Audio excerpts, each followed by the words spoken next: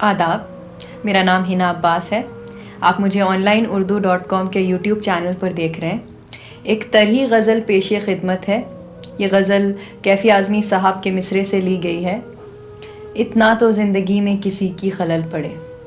गज़ल कुछ यूँ है, इतना तो ज़िंदगी में किसी की खलल पड़े, देखूं अगर न उसको तो जाही निकल पड़े।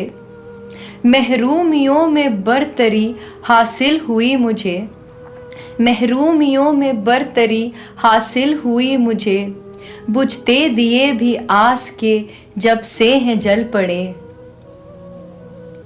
सदियाँ गुज़र गई हैं उन्हें रफ्तगां हुए, सदियाँ गुज़र गई हैं उन्हें रफ्तगां हुए, यादों में जिनकी आज भी ये दिल मचल पड़े। गर नेक हूँ तो हूँ मैं ज़रा ऐबदार भी, गर नेक हूँ तो हूँ मैं ज़रा ऐबदार भी, मैं वो नहीं जो एक ही सांचे में ढल पड़े।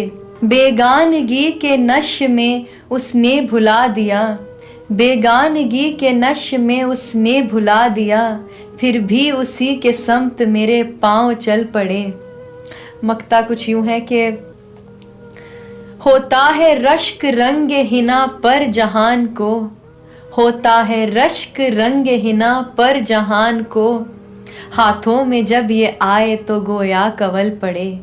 इतना तो ज़िंदगी में किसी की खलल पड़े। शुक्रिया बहुत बहुत।